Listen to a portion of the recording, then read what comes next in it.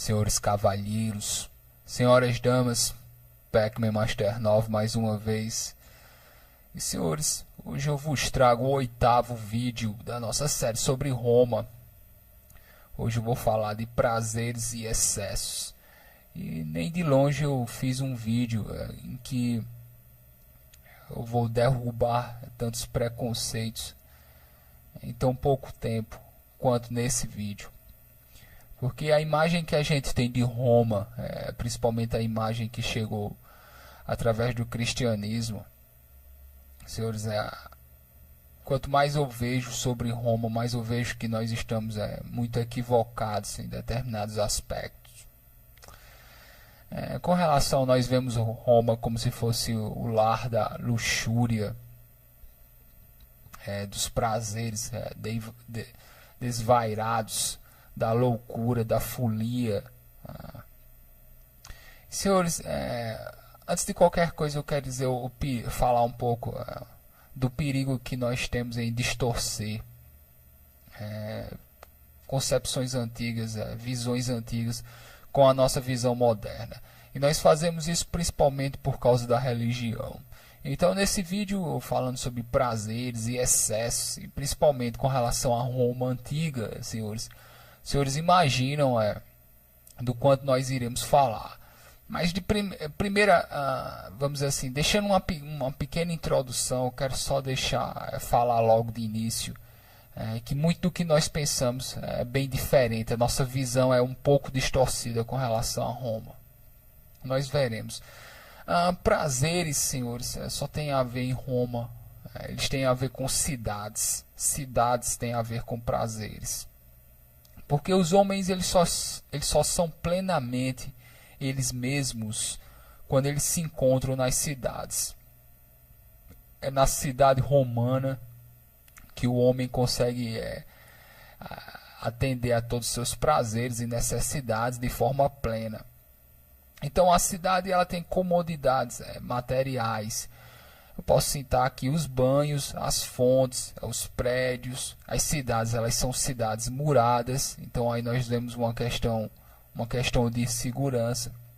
Mas falando um pouco dessas estruturas urbanas que existem na Roma antiga, nós temos banhos. Até hoje nós estranhamos uma visão moderna em que pessoas vão tomar banho.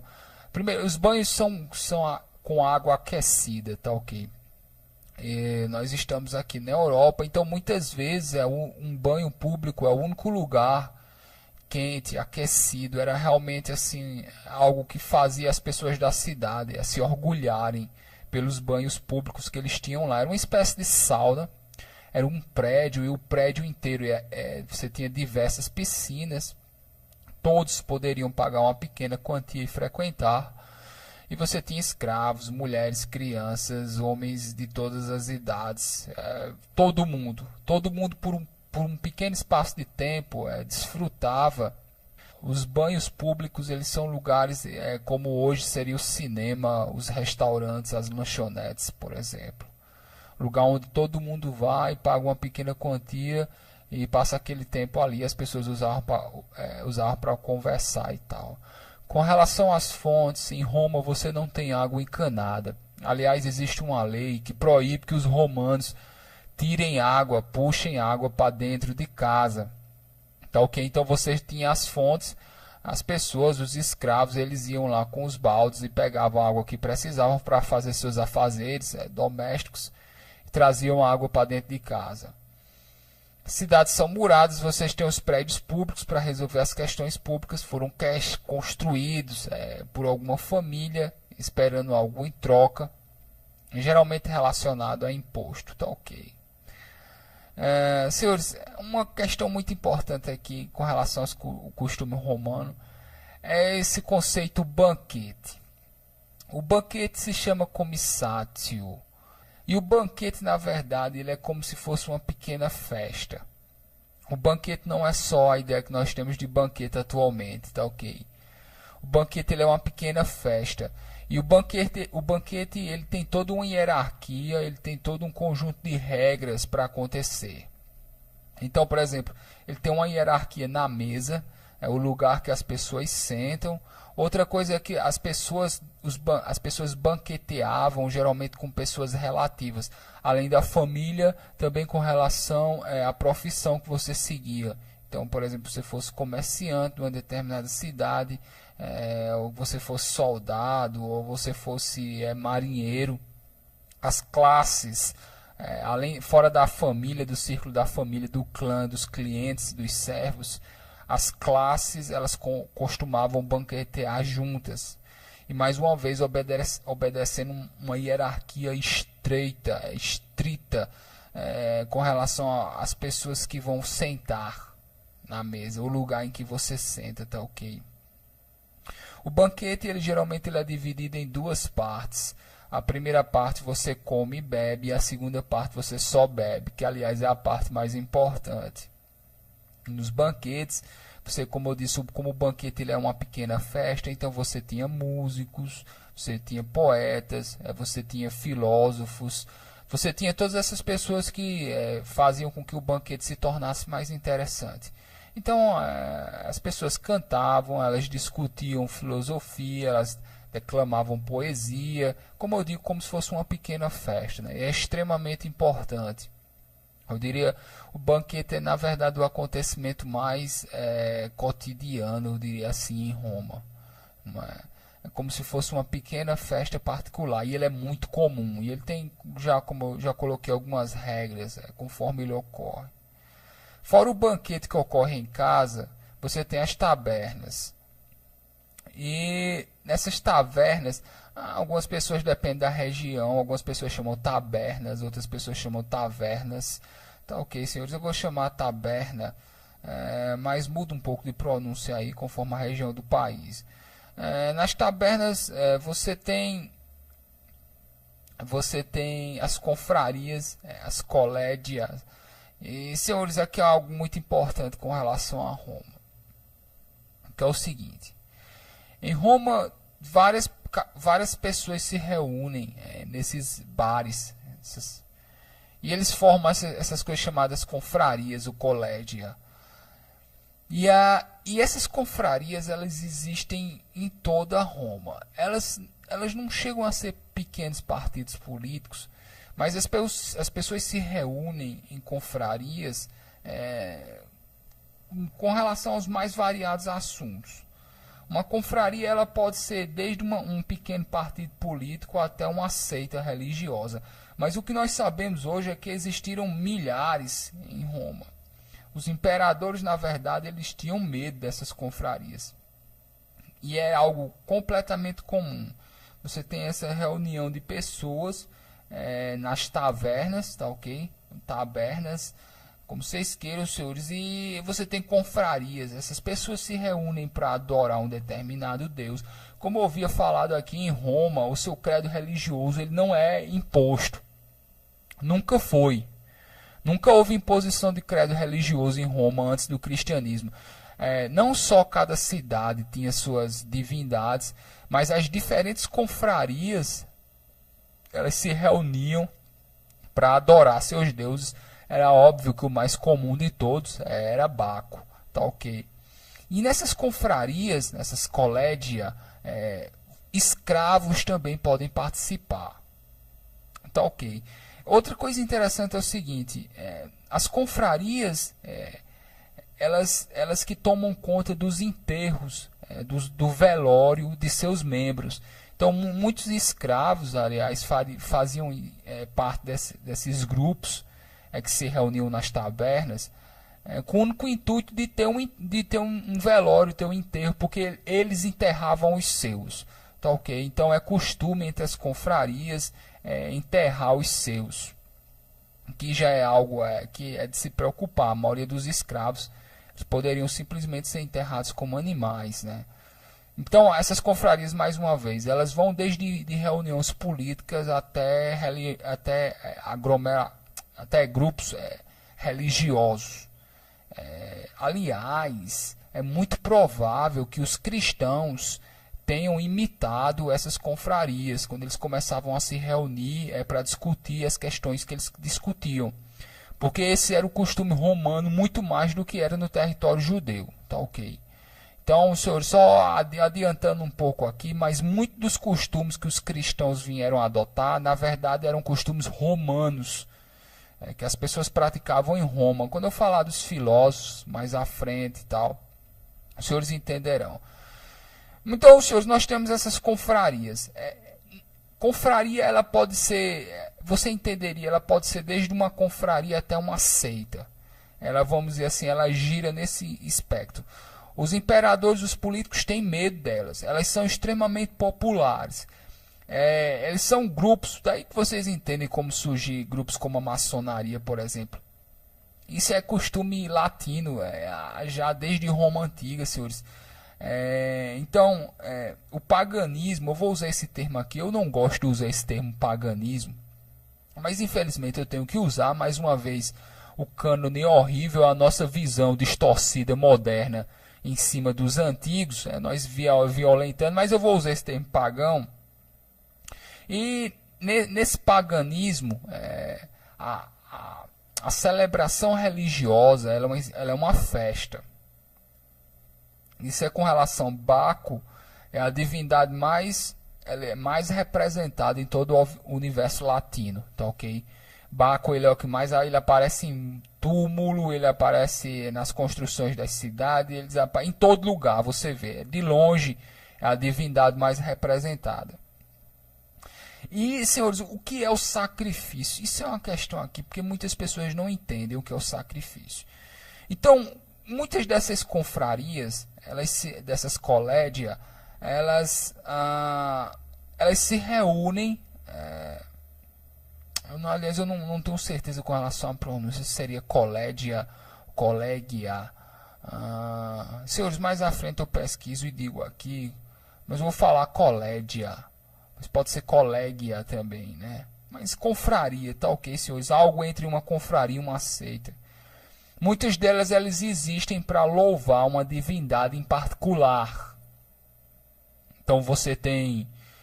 É óbvio que milhares delas vão se unir para celebrar Baco.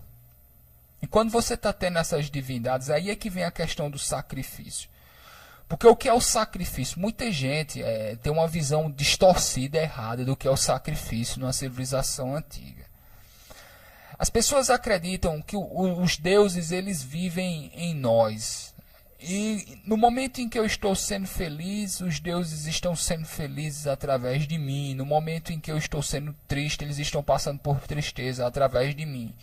Então na festa, os deuses eles participam da festa. E a ideia do sacrifício é fazer com que os deuses tenham aqueles prazeres terrenos.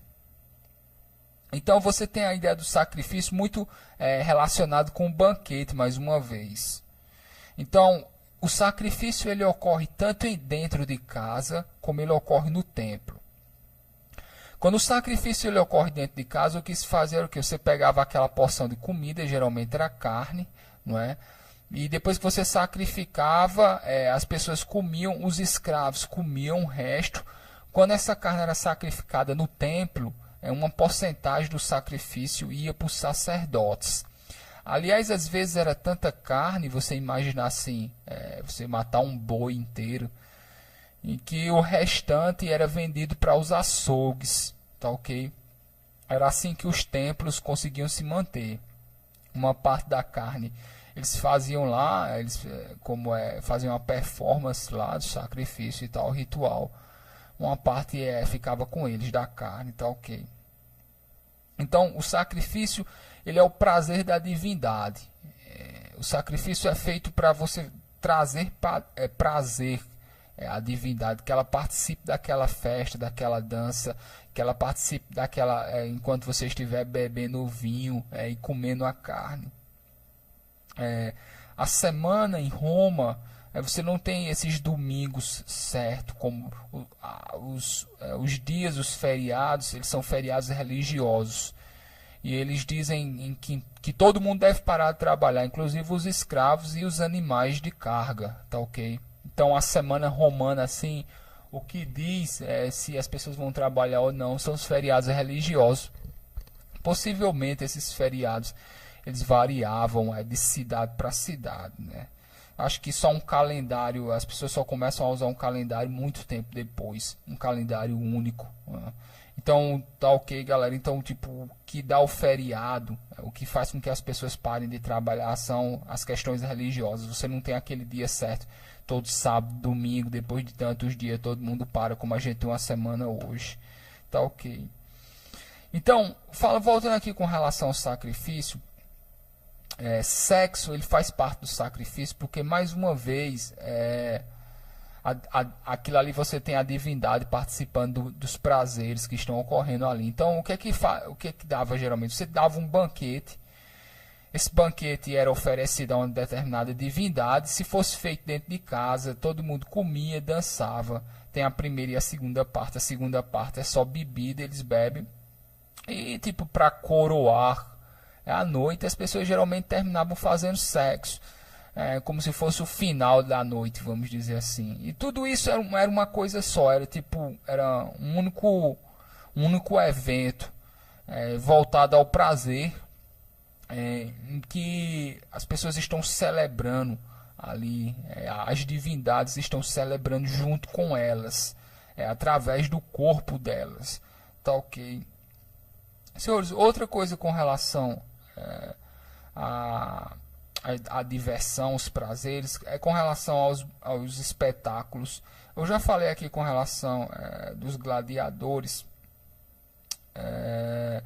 Então, senhores, você tem pessoas, elas se suicidam. Os gladiadores são pessoas que se suicidam em favor da festa. E na verdade não havia não era tão épico quanto nós pensamos hoje. A relação com os gladiadores era parecido com um circo, tá ok? Então você tinha, aliás, eu acho que até essa expressão circo dos gladiadores e tal, mas não tinha nada a ver com uma arte. Por exemplo, você tem uma arte marcial que tem toda uma relação de nobreza e aprendizado e tal. Nós pegamos esse costume moderno de colocar os gladiadores como se fossem lutadores épicos e tal, mas tudo era uma espécie de circo. Nós não podemos deixar de lembrar disso. São lutadores, tá ok? Com mais força do que técnica, em que eles aceitam morrer pelo bem do espetáculo, tá ok? Com relação ao banho, eu falei aqui dos banhos públicos. O banho, senhores, lá em Roma, ele não é um banho para higiene, como nós pensamos. Até tinha esquecido de falar. O romano ele vê o banho como se fosse uma questão de prazer, tá ok?